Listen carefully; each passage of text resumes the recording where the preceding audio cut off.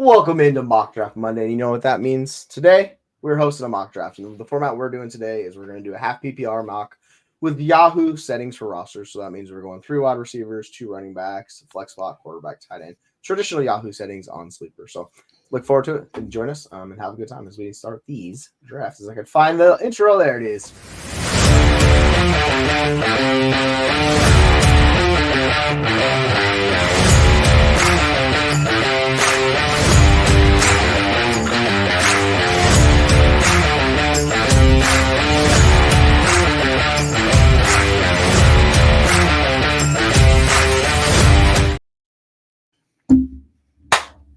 Welcome into a glorious day. I know I said it's mock draft Monday. I don't know why I said that because it's freaking Wednesday. But anyways, we're all over the place here. I don't know why. I had it in my head. Hey, you're already in next Monday. You're ready for the football season. You're trying to get us. I appreciate it. The past, 6 months. So gentlemen, how's it going? How y'all doing today?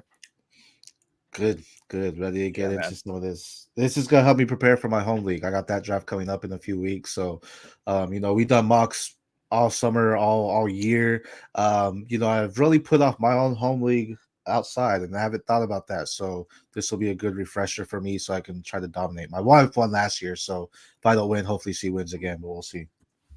She just lords that over you. She does. See this trophy? That's hers. So it's a big trophy back there. Is hers. So she's like, you call yourself an analyst? Yeah, all year. When you live with that's gotta be rough. Low key, see, I'm just typing the words. It's her words though. Yeah, Hollywood Jack is in full effect. We don't know. It's the off season. That's when he shines. That's it, baby. No, we're here, somewhere in the world, but hanging out, enjoying vacation, and trying to get back into it here. Like you said, your home league, mine's kicking off in a couple weeks here. I still got to do like keeper values and like sort everybody out, but we switched from Yahoo finally last year. I'm 100% sleeper, but we still got those Yahoo settings in this sleeper league. So like you said, just preparing for the home league and getting ready. Nice. Yeah, it's going to be interesting, like switching over for a lot of people. I think it's fun to kind of do these mock drafts to get yourself ready. Like I have a similar league like this. I can't get them out of half PPR. So I'm like, all right, can we at least move to sleeper? We found the move to sleeper a couple years ago. And I was like, thank the Lord. Thank you. Like ESPN, the thing I hate about ESPN is you can't draft on your phone. Like they don't have a draft board. It's the most frustrating thing of all time. So I'm like, we got to get out of this league. So yeah, excited to do it on sleeper. So yeah, it should be a fun draft. Are you guys have any strategies you're going to employ in this draft, or are you going to just kind of play it as it goes? Well, looking at the rosters, 3 wide receivers, single QB, 2 running back, 2 flex, tight end, kicker, defense. Obviously, punt, kicker and defense till later. But in single QBs, man, I'm punting quarterback as long as I can, right? To make sure we can get there. Hi, Mr. Miyagi. He comes up with some great nicknames for us. That's Daniel's son right there. That's not Mr. Miyagi. Walks out. Yeah, he's got the hair. Yeah, it's definitely more of the protege. So we'll see. I'm probably gonna attack the wide receivers because we're starting 3 of them. So that is why I chose that 3 spot. Yeah. So and punt the quarterback and single quarterbacks, man. Punt quarterback. Even if Mahomes is staring you down, punt it. It's 1 QB. You'll be good. Oh, yeah, well, I agree with you. Except I agree with you. Except for the fact that it's half PPR. So that's always the struggle for me is like 3 wide receiver, but half PPR. So if you want to go like the Mike Evanses of the world instead of like a high volume guy, I get that. It just gets a little dicey for me with the half PPR setting. So we'll see. I expect running backs to fly off the board a little bit more than usual, but everybody's fading running backs this year. So that could be the value. Yeah, that's what I'm talking about. I love me some running backs. So we'll see how this goes. Let's kick this draft off and let's start it and see where it goes. So we'll fire this bad boy up, and we have the computer picking a couple. Of course, Christian McCaffrey's dealing, and that leaves SC in a good spot. So we're gonna go here. Perfect. Was hoping Hill would get to me. He's been saying at 2,000 yards. He's gotten pretty damn close. So we'll see if he can finally get that. Yeah, I think it's him and CeeDee Lamb are the top 2 wide receivers. Like you can make the case. I'm surprised Justin Jefferson went ahead of Jamar Chase, but and then it gets down to Breece or Bijan. And I think it's interesting that like we kind of saw the Atlanta thing come out where it's like, oh, they're going to be splitting work again. And I'm like, man, we know Breece Hall is not going to be splitting work. So I think if you're ciphering between those 2 running backs, you should probably go Breece Hall. And my thought process is even though it's start 3 wide receivers here, I'm going to get the elite running back early because then the wide receivers available in rounds 2 and rounds 3 are really, really good. And I don't see much of a difference in those, wide receivers. So I'm going to take the high end running back and just take that and lock it in. see where it goes. So like I'm just going to default to Brees here, even though I think Amon-Ra would be a great picker as well. Yeah, and he went next, right? So yeah, exactly. Obviously he was the pick, right? For me, Tyreek Hill is top 2, and he's not 2. I love that pick there. I get CD with the volume, but I just think Tyreek Hill is absolutely going to dominate. That whole offense is just going to go off again, super safe. We don't know if CD is going to come into camp ready to roll week 1, right? Like it could take him a couple weeks to fire on all cylinders. So I love that pick. And then, yeah, you can't go wrong with Brees Hall. Looking at the rest of this draft, Amon-Ra and A.J. Brown makes sense. Garrett Wilson is here. I took him at the 108 in PPR. I just think he's going to be a monster this season, so I'm happy with him. You also got Jahmyr Gibbs there staring me in the face. So these are the clear top options because it's coming back around, and I think I have a better chance at Wilson than Gibbs, or at least that wide receiver value. I'm going to go Jahmyr here at the 111. And there we go. And it'll come right back around, and I'll get my guy, Garrett Wilson. Puka's got a little bit of that injury concern. I'm not a huge ETN fan, although his value I think is fine. But yeah, for me, to walk away with Gibbs and Garrett Wilson, that's a great start. I think I would take an ETN over Jonathan Taylor. I'm not sold on Jonathan Taylor. I think with Anthony Richardson being there, people are still living off his RB1 status 2 years ago. He hasn't done that in 2 years. He's hasn't been healthy on the field, and now you get a rushing quarterback that's going to devalue him as well. So I'm fading him where I can. I would have taken any of the 3 running backs after Taylor right now. Yeah, I think it's interesting with these wide receivers actually early because like Jamar Chase is also technically holding out. We don't hear much about that. Amari Cooper's another guy's kind of going on a lot of these safe wide receivers. I don't think they're as safe as we think they are. Like with CeeDee Lamb, we don't know he's going to show up. Tyreek Hill dealing with the injuries and stuff, but it seems like he's going to be fine. Yeah. Justin Jefferson, no quarterback, or his quarterback is Sam Darnold. So it's a really interesting spot, and I actually do not like this spot of picks. Like I could go Drake London. I think he's pretty good. I love Devontae Adams. I absolutely hate his quarterback 10 situation. seconds, Jesse. I know. So I'm just going to default to Devontae and just live with it. But man, like it just sucks because he's such a good player. If this was like a more traditional build where it's like 2 running backs, I would have probably gone with Alshane. But I really, in three wide receivers, I want to leave with a wide receiver the first 2 rounds. I can't just pivot that much because I'm giving up those truly elite guys. And the benefit is Minshew fed Pittman last year, right? So now Minshew's there to feed Devontae Adams. So I think that's a great pick there. This becomes interesting. Absolutely. So I don't want Kyren. Yeah, in hindsight, I would rather flip it. I would rather gone wide receiver, taking Garrett Wilson or Amon-Ra St. Brown, and then come back with Achane in round 2. But that's not how I expected it to go. So you live and learn, right? That's it. Just half PPR too. Man, I think I go Olave. I think just stacking up the wide receivers there. It's a pretty good third spot, though. Yeah, so now you have Olave and Hill.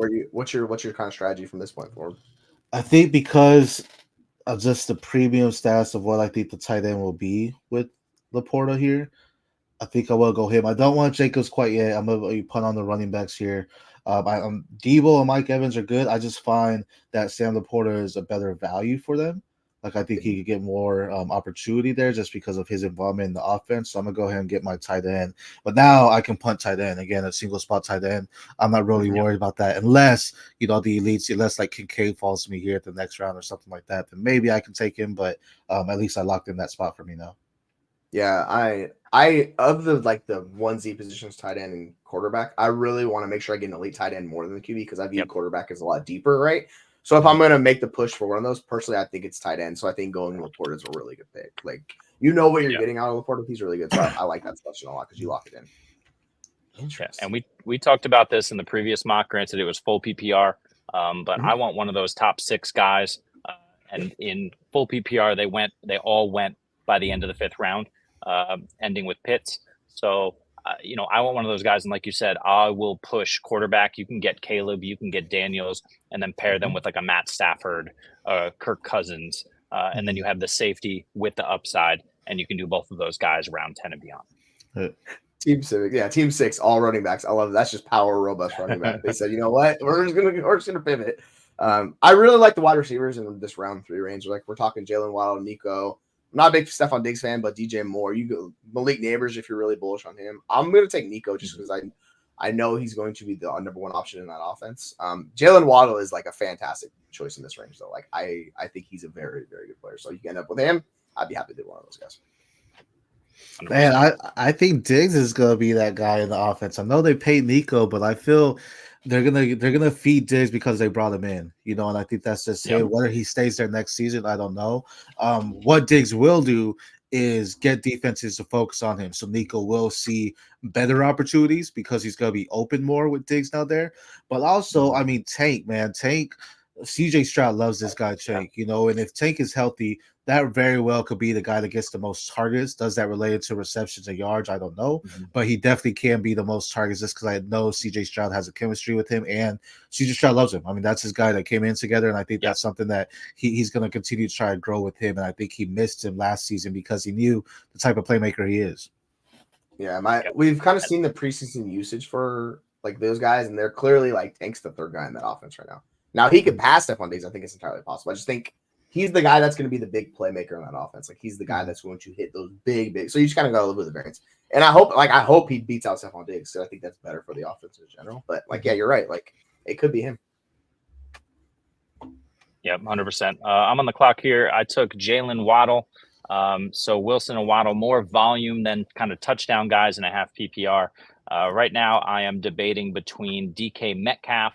I'm probably Metcalf over Neighbors just for the slight uncertainty of what the hell's going on in New York with the quarterback position. Right. But then I'm looking at tight end, and there's some really enticing options here.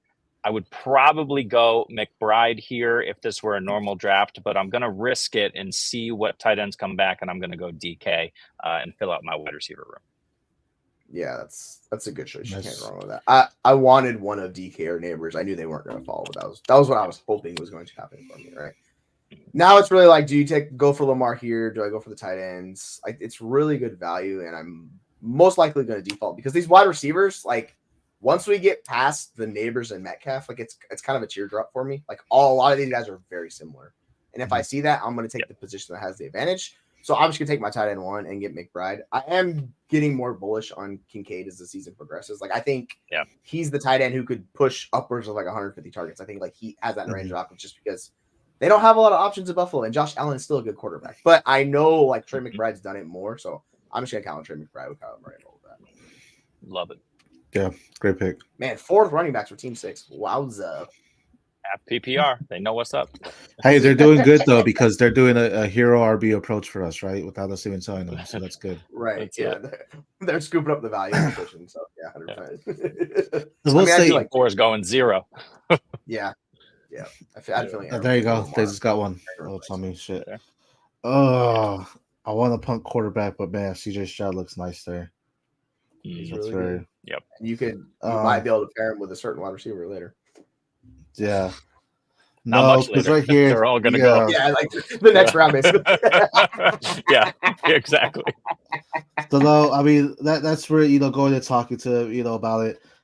I'll go ahead and get Zero RB. Zero RB. You hope he comes back. I didn't get it. Wait. Yeah. I feel like just based on ADP, you should have taken Stroud because I think it was more likely Tank was going to fall to you. Because we're playing with computer, and computer is really on that. So I think in a regular league, I think it probably makes more sense to do what you did. But in the knowing computer makes it super risky. So see, this is interesting too because I feel I normally would punt tight end, but I can put a tight end in the flex, right? So I mean, Kincaid right there to pair him with Laporta makes sense to go to because now you have 2 elite prospects, and in one of my leagues, I actually ended up taking Kincaid, McBride, and Bowers.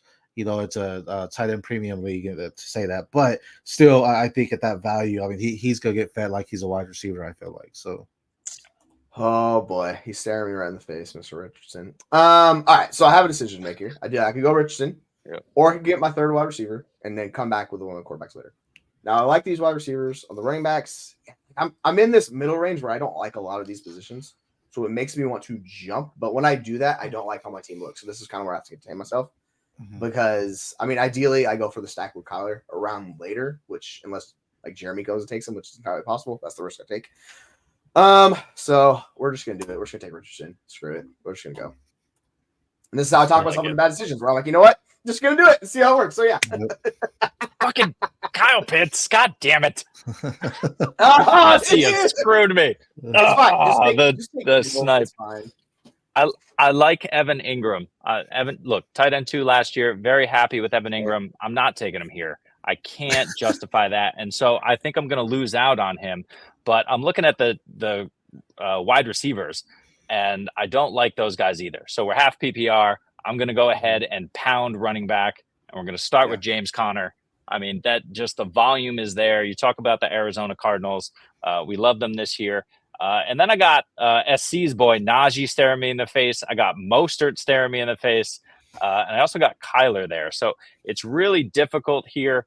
I could take Ingram. I can't bring myself to do it. This is rough. I'm going to, either way, I'm going to snipe one of you guys. I would, if you're looking at tight end, I'd probably go Bowers over Ingram. Yeah, I can't go Bowers. I'm gonna do Najee just because. Let's see, we're in the early 6th. I think it's still pretty good value, especially with the Warren injury.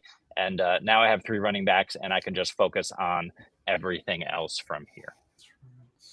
Najee was a great pick. Son of a bitch. They're both in between.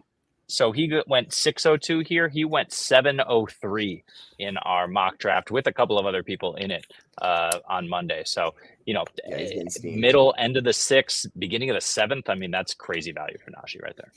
Yeah, man, Najee's about to run crazy. Yeah. So if I take a running back here, I'm gonna try to see if one of those wide receivers falls. I don't know if that's a great idea here. Forget it. I'm gonna actually take. I'm gonna take the Chiefs worthy. Let's just have some fun with it and go with it. I would take Godwin because I almost want to snipe Aaron because Aaron's gonna take Godwin. We know how he's gonna do it, and then you should take Deontay to piss him off and snipe him. Yes. Yep. Because we know how Aaron's gonna draft. Ooh, he goes Mostert. Interesting. Oh, took my boy. Yeah, I was honestly looking at Mostert to be honest. Yeah. So I'm gonna go ahead and get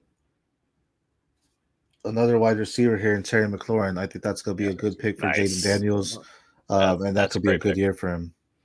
Yeah, definitely got the upside.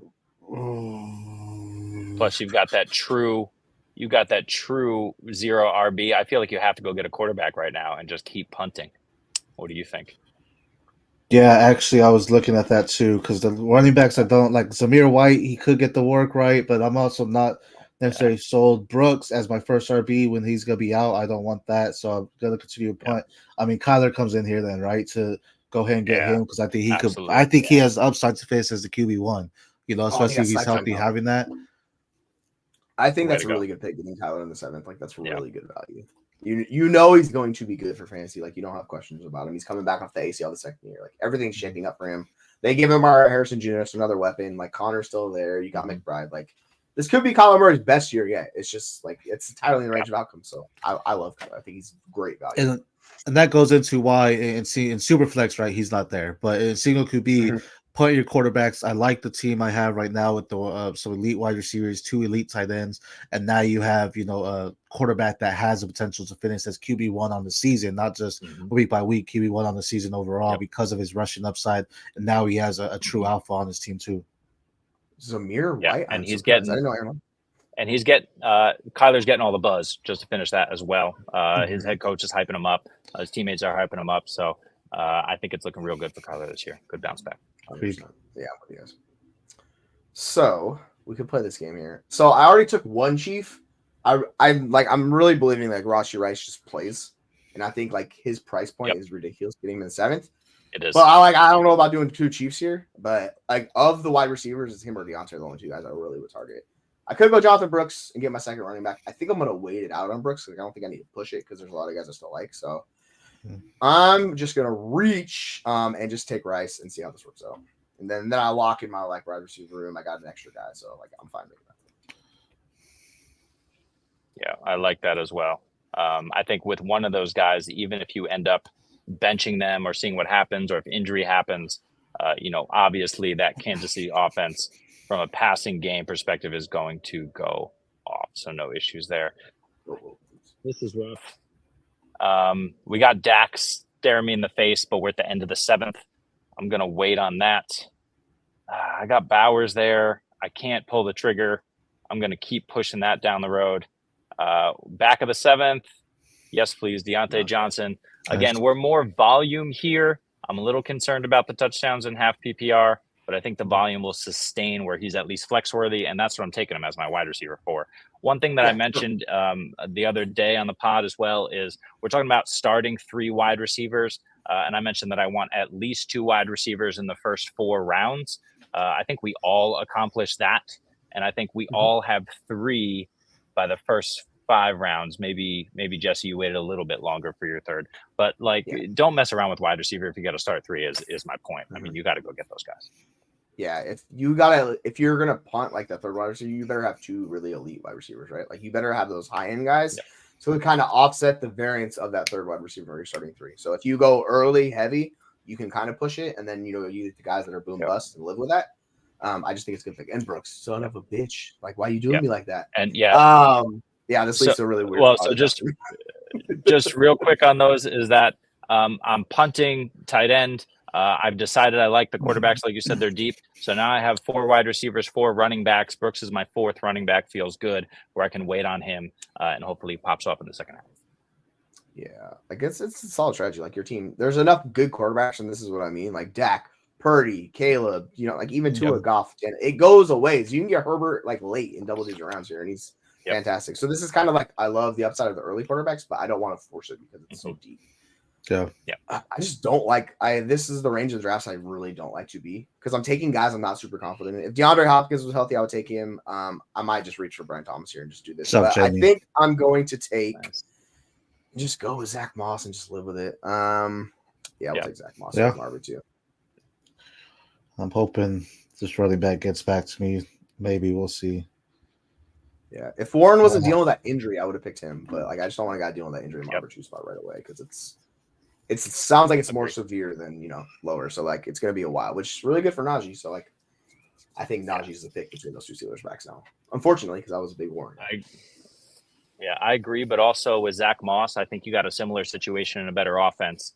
You got 2 backs that you're choosing from.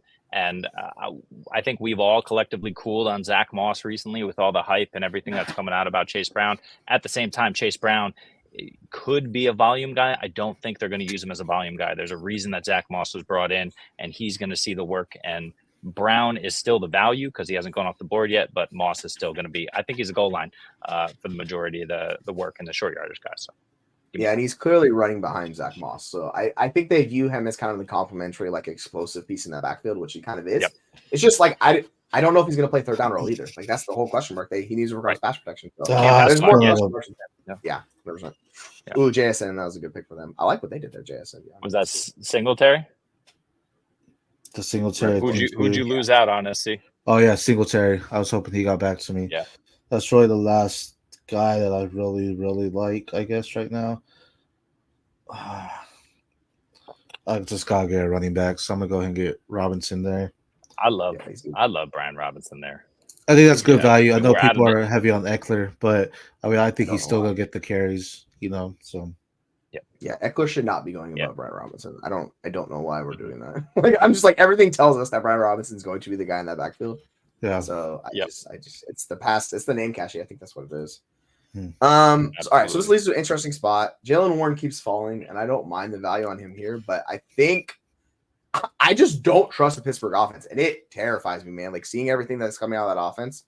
Russell Wilson's finally getting healthy, so he'll probably get snaps. But you know what Justin Fields is going to do in that offense. So I just really don't want that many pieces in Pittsburgh. So I'm going to guide to a guy that I think is just as talented as Warren and Taylor Spears. I'm just going to grab him here and get him as my RB3 and just live with that because I don't want to mess around. I think Warren goes right after. I think he's a really good value too. I really like the upside Spears prevents in this range, so I'm fine taking a stab at him there. Yeah, I agree with you there. And Tajay Spears is a great value. And a lot of the running backs that I want outside of Chase Brown just went, so that's no fun. I'm looking at wide receiver here, seeing if I could still push some stuff down the road. It's really hard. I've loved this guy for so long that I hate him now.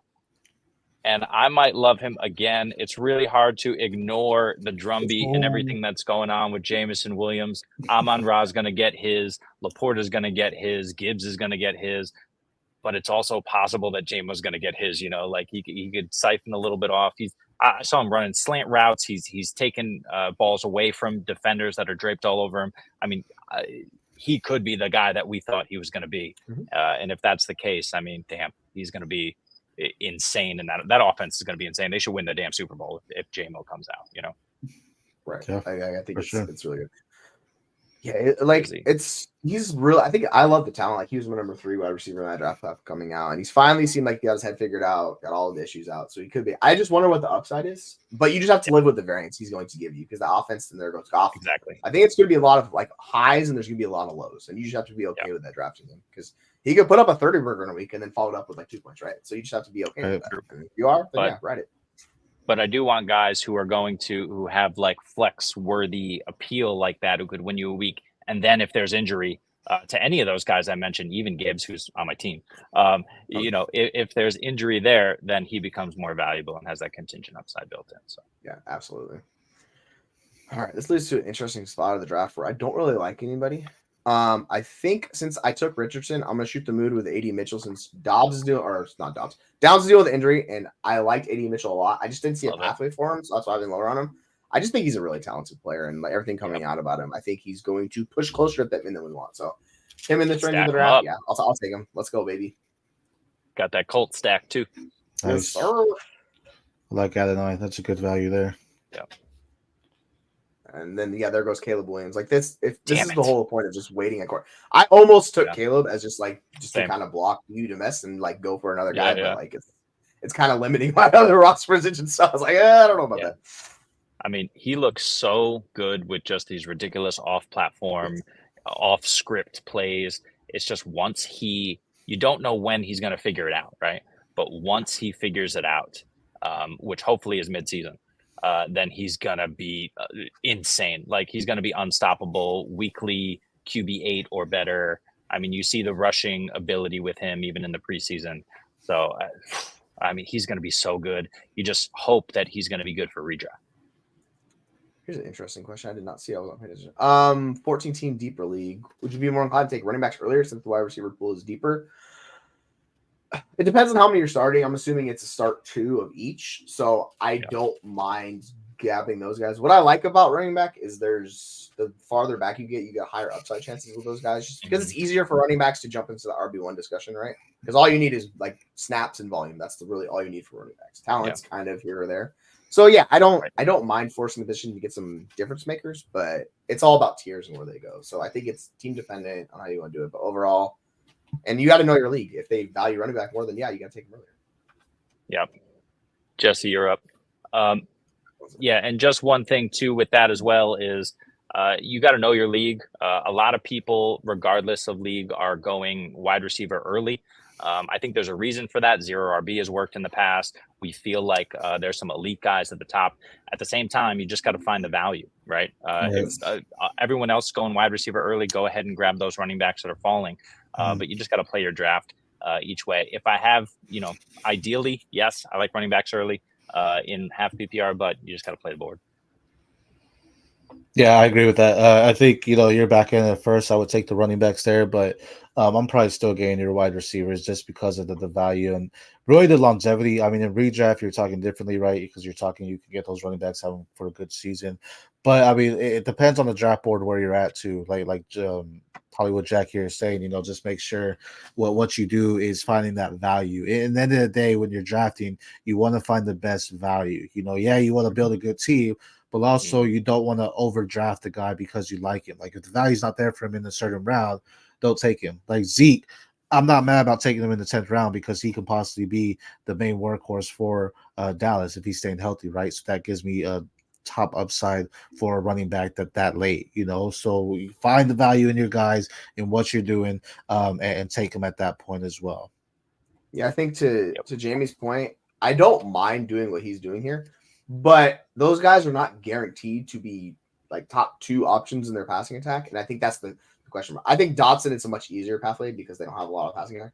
With Wilson, it's really interesting because this McBride is going to be above him, and so is Marvin Harrison Jr. So you're talking about the third option in an offense, and why I like AD Mitchell more is because he could be the second option in that offense behind Pittman. So that pathway seems a lot more clear. So for Dotson, I don't want to overproject those guys if you're unsure about volume and routes, because if they're not getting it, it could be like a Dontavian situation or Shaheed last year where they're not getting all the volume you need, but they're really efficient. And it's still like you can't really start those guys. So you have to be very careful if you overvalue those guys.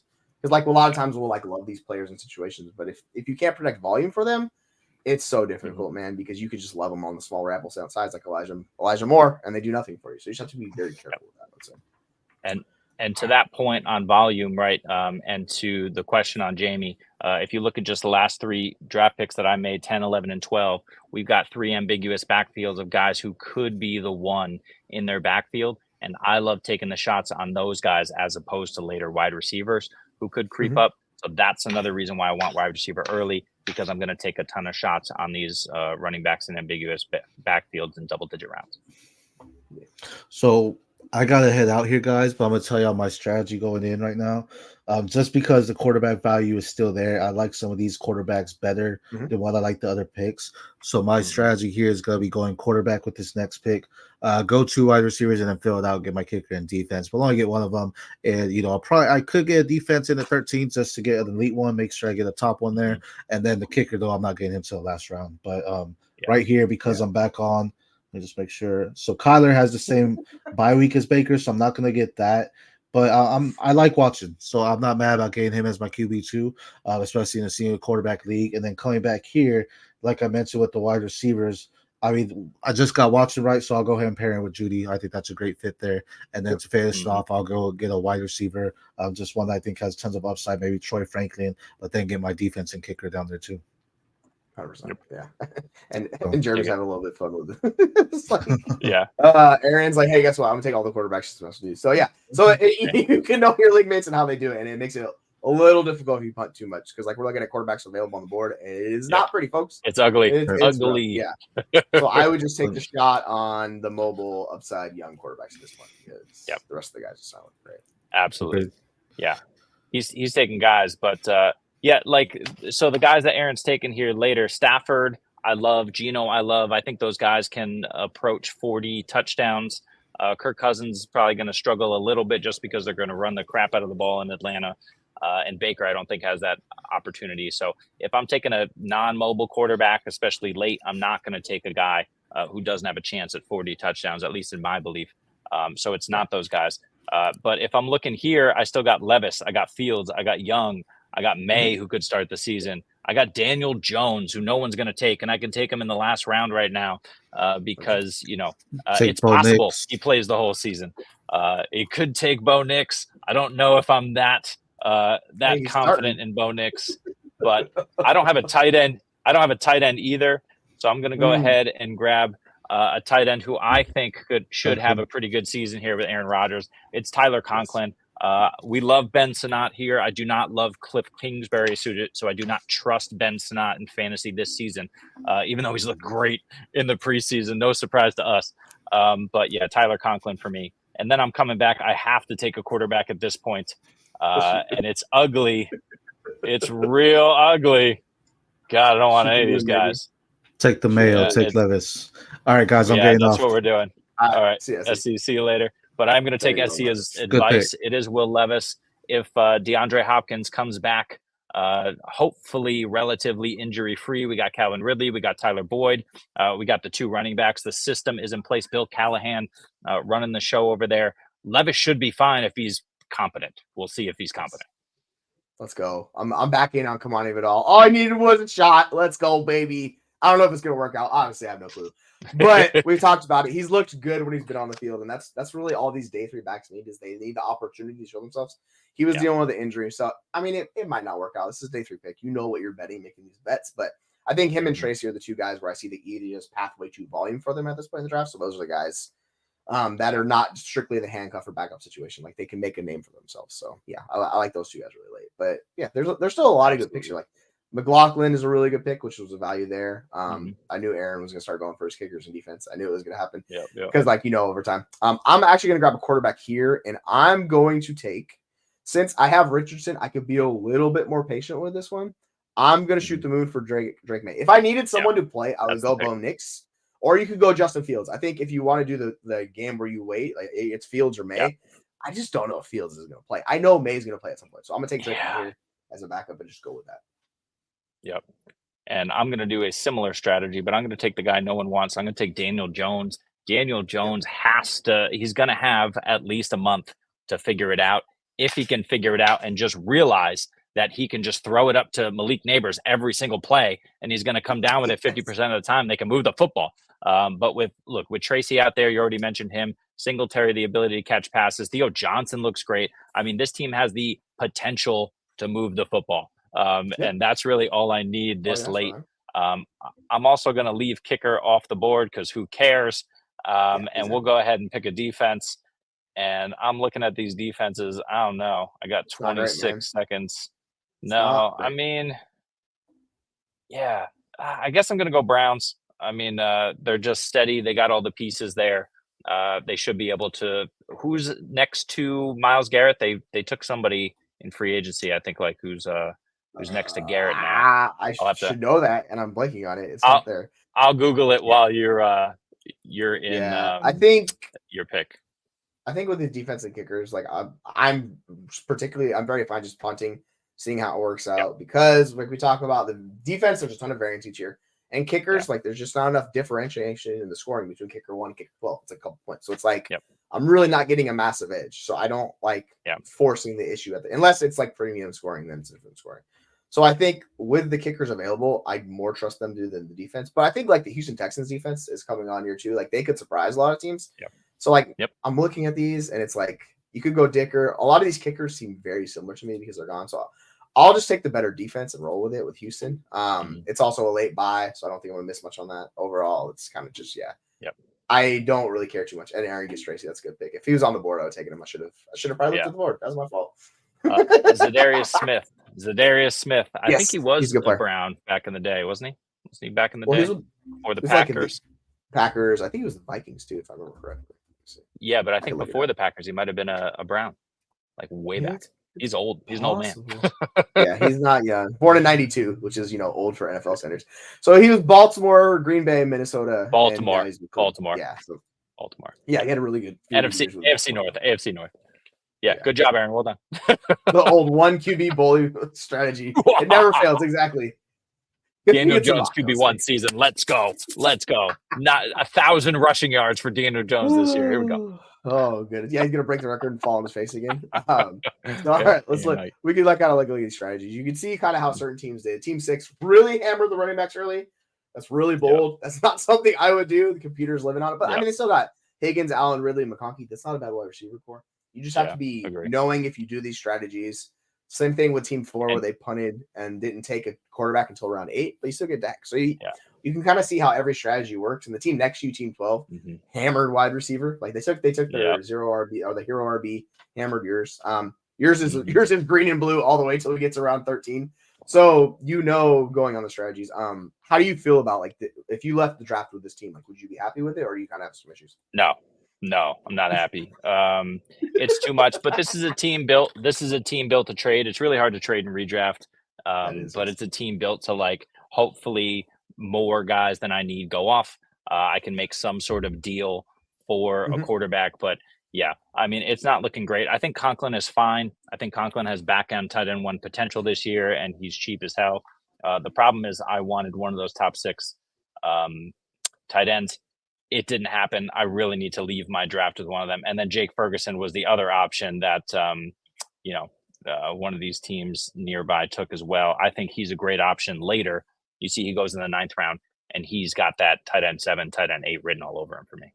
Yeah, 100%. I think with your build of what you were doing, you could have gone Hawkinson a round or 2 earlier, and then pair him with Conklin, you get the starter. I know you're not a big Hawkinson fan. I'm just saying with the strategy, or where we saw Purdy or Goff go, kind of in that range of the QBs, better pick. It's just that's what happens sometimes. I pushed a few of these too far, and I was like, well, yeah, it's live and learn. It's fun to do these drafts because you get an idea. Obviously, each league is different. So it's not QB, not WB. I don't know what the WB position is, but I know it's the old network channel. With Aaron's strategy, you can kind of see he kind of mixed and matched it. He made sure to get his elite quarterback and tight end. And then SC, I think it was bold of SC to take the 2nd tight end here, just because it's really hard to flex those guys in. Really screwed me. Really screwed me with that one. Aaron went after the quarterbacks. SC's I'm double tapping tight ends. So it made it a little bit more difficult. It's just you're getting an advantage over the rest of your league mates, but it's also kind of hurting yourself because that flex play has to give you a lot of big boosting points. So you need Kincaid to massively hit. I mean, he could. He's really good. If they both are top 5 tight ends, then yeah, you'll love this. Outside of that, it's just a risky strategy, but it's fun to employ this and know that going in. So I think you kind of look at the board and you kind of see what happened and what went there. Overall, like, what's your thought process in general on these drafts? Do you think the mock drafts help a lot, or do they kind of hurt, or you kind of just enjoy the process of doing it? Yeah. No, you have to know who's available where and who you're comfortable taking, and you have to take guys. You have to do it enough where you take guys where you finish with the team. And I look at this team, and I'm like, oh damn, I need to take either quarterback or tight end earlier, and I knew that, but the value kept falling, and I didn't like it where it was. That's the case, though, is that you really need to just start, if you have 3 running backs and 3 wide receivers, by round 7, you go get a quarterback or a tight end, get one of these guys, secure them, and then you don't have to worry about that, and you'll fill everything in later. But what does the sleeper chat say? Aaron just dropped 4 quarterbacks.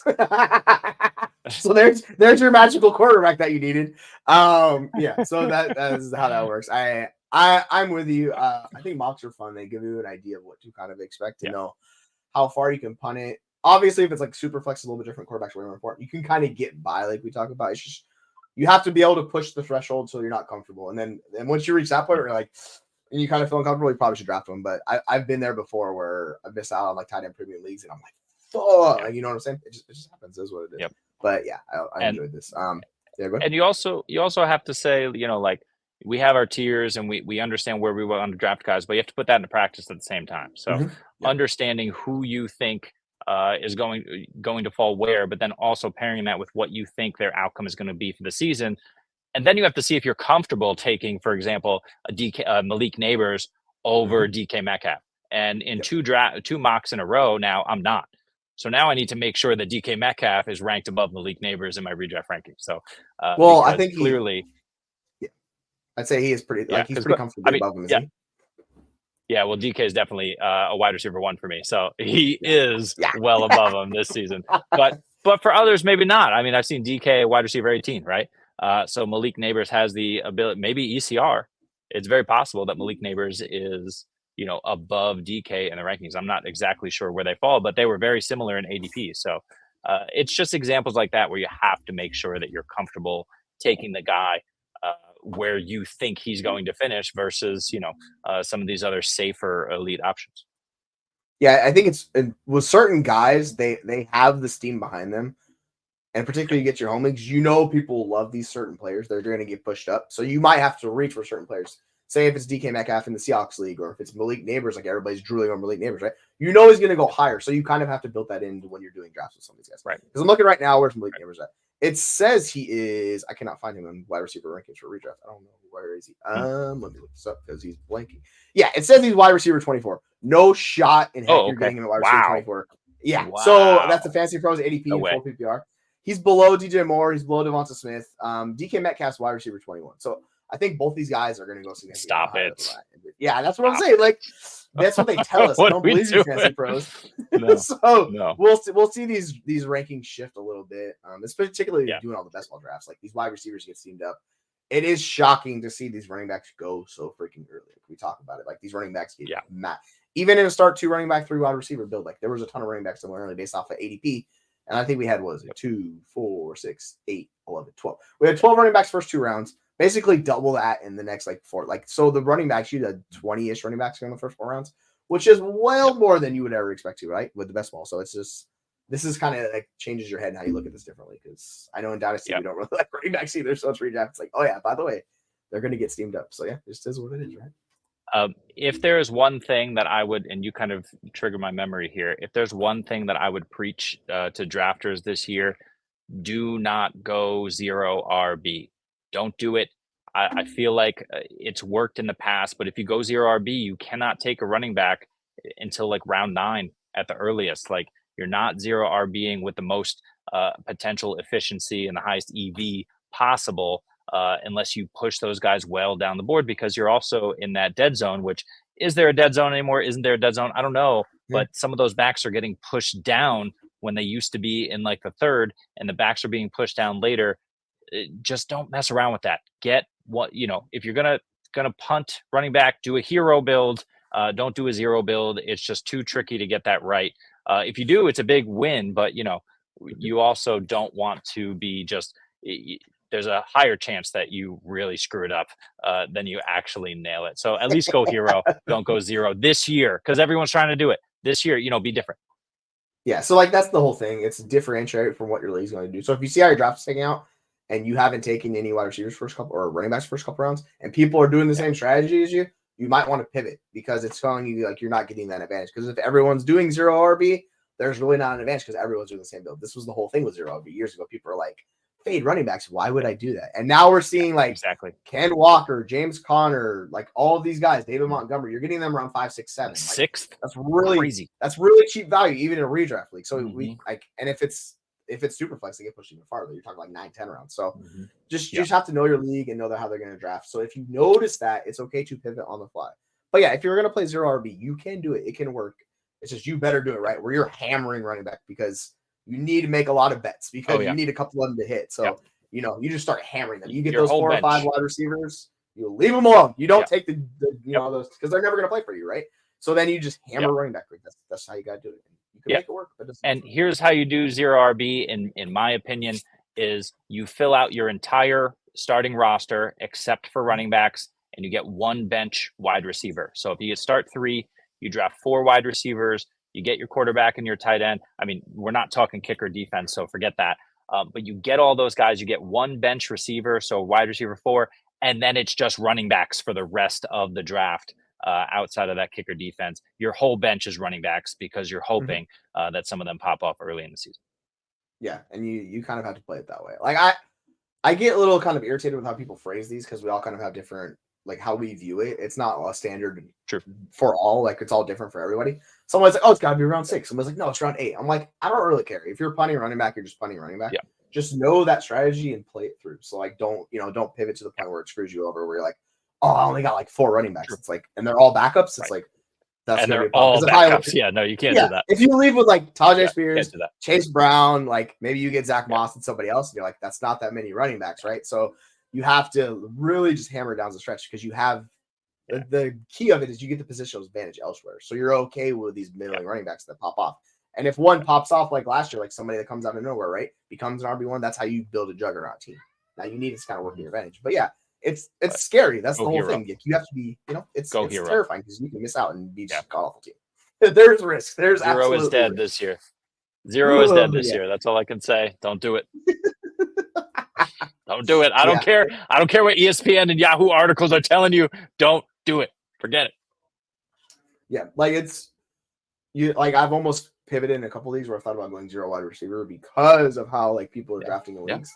But it's just all about differentiating yourself. If you can find that advantage, that's where we talk about EV, like the expected value boost. That's what it is. So know that going into your league, because it's fun. And then it's the worst though if you miss out on the runs, like you talk about, like you miss out on the quarterbacks or the wide receivers or the running backs. You're like, I am screwed. So then you have to make a trade. But overall, like this is mock drafts for what we do. So it's fun to learn. All right. I think that should probably wrap it up, because we've been kind of rambling here for a minute. So we're going to be doing more mocks. I think we might do one tomorrow. I'm not sure. We've kind of discussed it. So we might have another one coming up with a few different settings and all of that. So I think for myself, Jeremy, I want to thank you all for coming into this. Stay tuned. We're going to be releasing more rankings, put our dynasty redraft rankings, all that fun stuff back up as we get closer to the season. We have our AMA coming up in like a week. So we are very excited to do that on Discord. So make sure you check that out. Come and, ask us some questions and we'll happily answer them. It's going to be kind of an all-day event for us. So we are very much looking forward to it. So yeah, thanks for joining us, Jamie. You have been OG. You've been here a lot. So I very much appreciate you supporting us. I can always count on Jamie coming in. I'm like, what's out of Jamie? Let's go. So yeah, thank you guys for coming in. I'm going to quit rambling here. That's going to wrap it up. So I hope you all enjoy the rest of your Wednesday, not Monday. Actually Wednesday. Like, follow, subscribe. Yes, exactly. Do that. Everybody. See ya.